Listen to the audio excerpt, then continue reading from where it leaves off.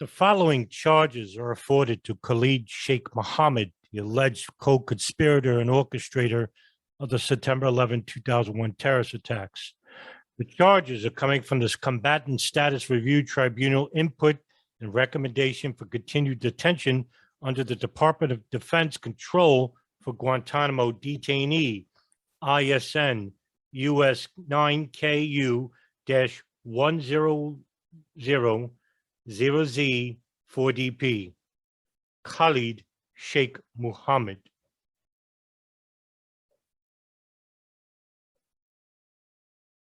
The reasons for continued detention are for a number of crimes he has allegedly confessed to.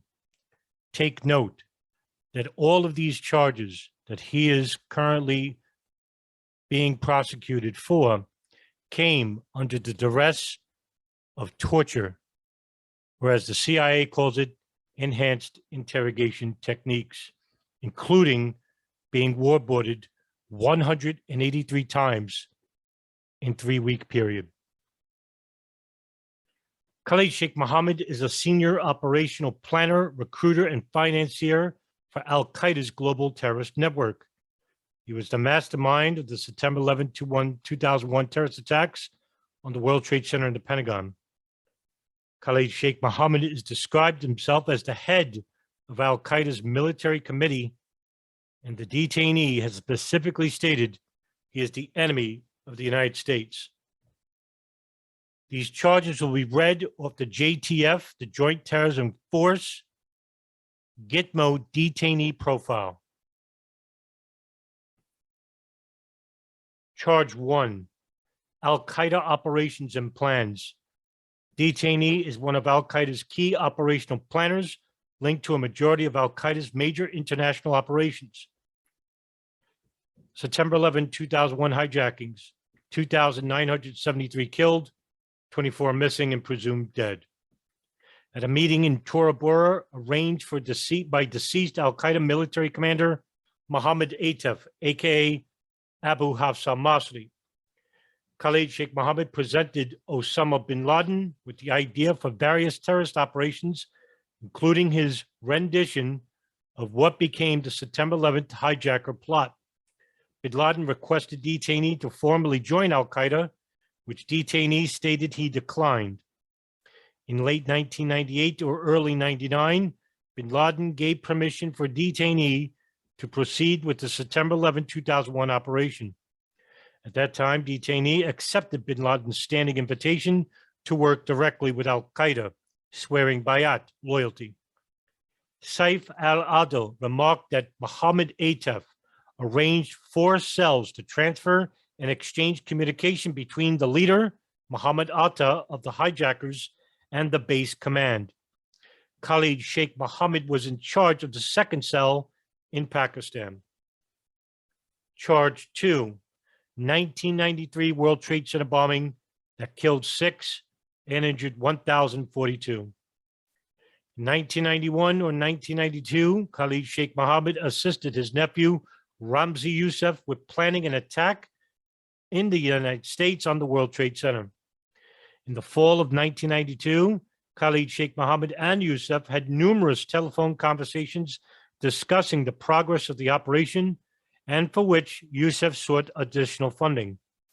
On November 3rd, 1992, Mohammed wired $660 from Qatar to the bank of Youssef's co-conspirator, Mohammed Salameh. Mohammed was indicted for his role in the 1993 World Trade Center bombing in January of 1996. Charge 3, the 1998 East Africa bombings, which killed 257 and injured 4,085. In late August of 98, a foreign government sent a list of names of individuals who flew into Nairobi before the Al-Qaeda attack on the U.S. Embassy in Nairobi. The CIA reportedly recognized one of the pastors' names as an alias for detainee. Detainee is Khalid Sheikh Mohammed. Detainees' involvement in Al-Qaeda's chemical and biological development. Charge number 4. In August of 2001, Khalid Sheikh Mohammed had conversations with Mohammed Atef and learned that Al-Qaeda was pursuing the development of anthrax-related technologies to used in operations. Abu Harith al-Malisi, aka Abu Haris, asked Khalid Sheikh Mohammed in the summer of 2001 to move crates containing biological laboratory equipment from Karachi to Kandahar. This further convinced Khalid Sheikh Mohammed of an al-Qaeda effort to produce anthrax. After his discussions with Mohammed Atef, detainee said he assumed the special laboratory near Tarnak Farms was related to anthrax development efforts, and the equipment he was asked to transfer from Karachi to Kandahar circa May of 2001 was for that laboratory. Khalid Sheikh Mohammed was present in CNN videotape showing al-Qaeda's chemical testing on dogs and was reportedly in regular consultations with noted poison and explosive expert Abu Kabab al-Masri. Immediately prior to the fall of Kandahar in late 2001, Jemaah Islamiyah member Yazid Sufat stayed at Khalid Sheikh Mohammed's home for 6 days. Yazid told Mohammed he was developing anthrax for al-Qaeda and was happy in his work. Yazid was giving biology lessons to 2 al-Qaeda operatives, Abu Bakr al-Filistini and al-Hud al-Sudani. When detainee queried Yazid Sufat about the danger of his research, Yazid indicated there was little to worry about since he, Bakr, and al-Hudi all had anthrax vaccines. As al-Qaeda was leaving Afghanistan, Sufat planned to reinstate the anthrax program in Pakistan. Charge 4. In early September 2002, an undated letter was recovered as a result of a raid in Karachi. Abd al-Rahim Ghulam Rabbani, as an al-Qaeda facilitator with close ties to Khalid Sheikh Mohammed, provided an assessment of the meaning of the letter written by detainee to Hamza al-Sahir. The letter appeared to use code words for a possible poison attack. PK 1460 said Khalid Sheikh Mohammed spoke often of trying to acquire or make poisons and to use them in attacks. Charge 5. Detainee had numerous plots and plans for operations targeting the United States, its allies, and its interests worldwide, including the Bojinka plot. Bojinka called for the simultaneous downing of 12 American airlines over the Pacific Ocean. Ramzi Youssef enlisted several co-conspirators from the 1993 World Trade Center bombing to help with this plot. The plot was funded by Abdullah Azam and bin Laden's Afghan Jihad Services Directorate in Pakistan. Khalid Sheikh Mohammed planned 3 other plots in 1994, along with Ramzi Youssef, in which Khalid Sheikh Mohammed plans 2 separate assassination plots, one against Pope John Paul II and the other against President Clinton during their respective trips to the Philippines and bombing U.S.-bound cargo carriers. During the summer of 2001, Khalid Sheikh Mohammed approached bin Laden with proposals for other attacks on targets in Thailand, Singapore, Indonesia, and the Maldives. Khalid Sheikh Mohammed claimed he asked U.S. citizen al-Qaeda operative Jafar al-Taqiyar, aka Adnan Shuknajuna, to conduct surveillance on the Panama Canal as part of an eventual plan to detonate 1 or 2 explosive-laden ships transitioning the waterway. Khalid Sheikh Mohammed said Jafar al-Tayyar was given a more general tasking in 2001, spotting and conducting surveillance of potential targets across the United States. Khalid Sheikh Mohammed provided information on the operatives he chose to participate in the attack on Heathrow Airport in London. There were 2 primary cells for the attack: the United Kingdom-based cell tasked to obtain pilot training from a commercial flight school in Kenya, and a Saudi Arabia-based cell tasked to identify martyr candidates to assist in the aviation attack. Charge 6. Khalid Sheikh Mohammed was a key constituent in the joining of al-Qaeda and Jemaah Islamiyah, though Jemaah Islamiyah leader Ridwan bin Isamuddin, aka Hambali, who contributed to the facilitation of planning al-Qaeda operations, in Southeast Asia. In 1996, detainee invited Hambali to Afghanistan to meet with bin Laden. Hambali spent 3 or 4 days with bin Laden, and at the conclusion of their meetings, bin Laden indicated that Al-Qaeda and Hambali's organization, the Jemaah Islamiyah, unofficially agreed to work together on targets of mutual interest. In 1998, Jemaah Islamiyah spiritual leader, Abu Bakr Bashir, formally accepted bin Laden's offer to ally the Jemaah Islamiyah with Al-Qaeda. Hambali met with detainee in Karachi to arrange for Jemaah Islamiyah members to train at Al-Qaeda camps in Afghanistan. In 1999, detainee provided money and instructions to Hambali to look at options for attacking the U.S. Embassy in Jakarta, Indonesia. In January, February 2002, Khalid Sheikh Mohammed said he aided Hambali's exit from Afghanistan by acquiring a legitimate Indonesian passport in which Hambali's photo was substituted. Khalid Sheikh Mohammed arranged for a courier to deliver funds from Al-Qaeda to Jemaah Islamiyah leaders in Indonesia to conduct 3 terrorist bomb attacks, including the 2002 Bali bombings, the 2003 Marriott Hotel bombing in Jakarta, and the 2004 attack on the Australian Embassy in Jakarta. Manila portions of September 11, 2001, in which Khalid Sheikh Mohammed split the September 11, 2001 operation into 2 parts to have a greater effect. The second operation involved a smaller version of the Bojinka plot, which included hijacking U.S. flagged commercial airlines, flying Pacific routes and exploding the aircraft in midair rather than flying the aircraft into targets. In spring of 2000, bin Laden canceled the East Asia portion of the operation. Khalid Sheikh Mohammed instructed hijacker Nawaf al-Hazmi and operatives Wali bin Attash, other nicknamed Khalid, and Zohair Mohammed Saeed, aka Abu Bara al-Tazini, on Western culture and travel in preparation for operations. Approximately 2 months prior to the September 11th attacks, Khalid Sheikh Mohammed took several bin Laden bodyguards, including Abd al-Rahman Shahalabi Isa, Abd al-Malik Abd al-Wahhab, volunteers Abu Hafs al-Kuwaiti, and Abu Musab al-Hashidi to Karachi to teach them English and American culture in preparation for the attacks.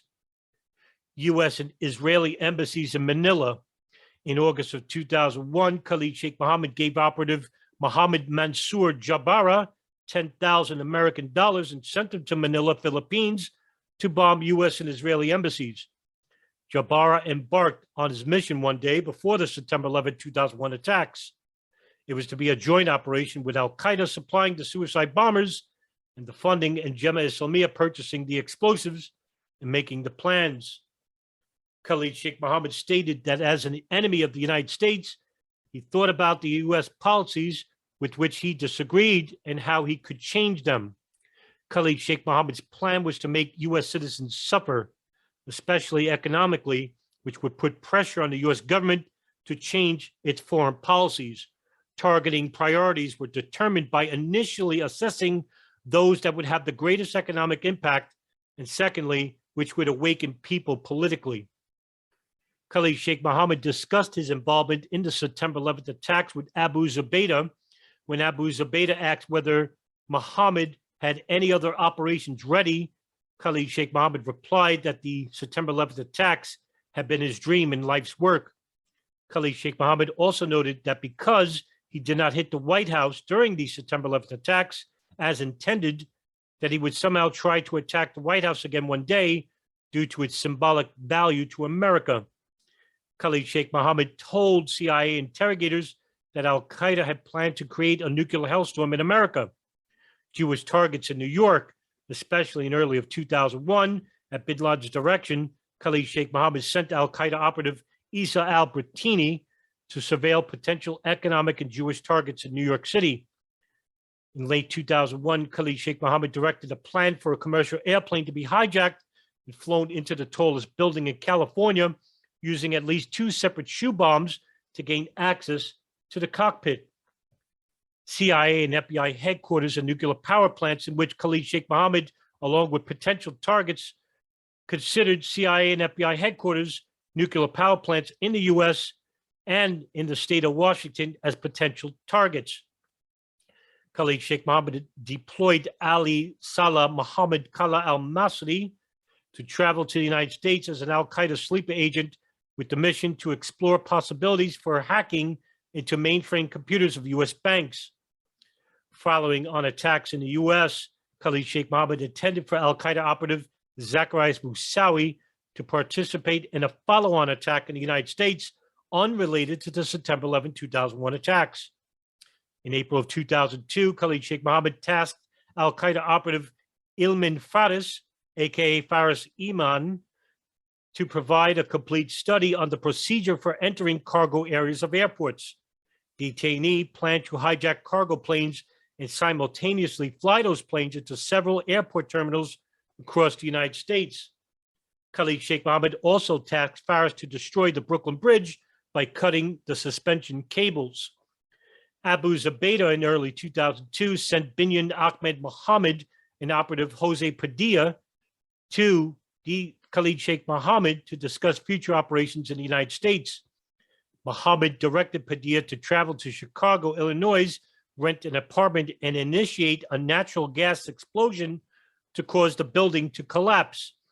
Khalid Sheikh Mohammed told ET 1458 to join Padilla in Chicago on this mission. Mohammed also directed Padilla to study the feasibility of an operation to set fire to a hotel or a gas station in the United States. Ammar al-Baluchi reported that ET 1458 and Padilla stayed in the Karachi guest house for approximately 1 week, during which time Ammar saw ET 1458 and Padilla conversing with Khalid Sheikh Mohammed. Baluchi claimed that even after Padilla's arrest and association with a dirty bomb plot in the media, he did not discuss the matter with Khalid Sheikh Mohammed. Charge number 7. Khalid Sheikh Mohammed was designated by bin Laden as the al-Qaeda chief of external military operations, in which Khalid Sheikh Mohammed was also in charge of propaganda and facilitation for the al-Qaeda network.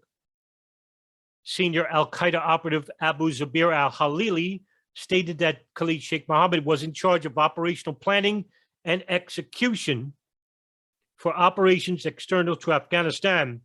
Bin Laden placed detainee in charge of the al-Qaeda Media Committee as of October of 2000. When Afghanistan fell to coalition forces in December of 2001, Khalid Sheikh Mohammed stated he was put in charge of evacuating the families during the coalition bombardment of Afghanistan. According to Saif al-Adil, Abu Muhammad requested a meeting.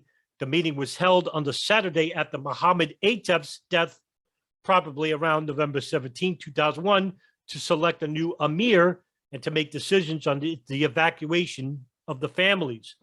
Sheikh Saeed al-Masri and Khalid Sheikh Mohammed supported the effort to evacuate the women outside of Afghanistan and took the necessary steps to achieve the objective. In early 2002, Khalid Sheikh Mohammed gave Saifullah Paracha between $500,000 and $600,000 for safekeeping. Khalid Sheikh Mohammed stated 6 months earlier he had asked PK 1094 to research offshore companies to hold al-Qaeda funds. Khalid Sheikh Mohammed's 3 brothers, Zahid Sheikh Mohammed, the director of the Kuwaiti Lanjat al-Dawa organization in Quetta, Pakistan, Abud Sheikh Mohammed, and Aref Sheikh Mohammed. His older brother, Abid, supported the anti-Soviet jihad by fighting in Afghanistan when he was killed. This significantly affected and influenced Khalid Sheikh Mohammed to support jihad. His other older brother, Zahid, was an active supporter of various humanitarian assistance programs in Afghanistan and helped establish the Muslim Brotherhood in Kuwait. Khalid Sheikh Mohammed's 6 cousins detained Ramzi Youssef, captured for his role in 1993, Abud al-Samad, Abud al-Karim, Abu Musab al-Baluchi, Abu Khalid al-Baluchi, and Hashim Abid al-Aziz, and Ammar al-Baluchi, respectively, handled some of the most sensitive logistic and administrative matters for al-Qaeda operatives based in or transitioning to Pakistan. Ammar al-Baluchi played a key role as financier, facilitator for Khalid Sheikh Mohammed's operations. These are the charges, as well as dozens and dozens more, which are being prosecuted by the United States government. And even though he was tortured mercilessly, we are now led to believe that either all of these charges are false, all of these charges are true, or that some of the charges are true and some are false. The key point in which the government wants us to make a decision is to be indecisive at best, so that we may never know the actual truth regarding Khalid Sheikh Mohammed and the September 11th, 2001 terrorist attacks. Maybe that's why they tortured them after all.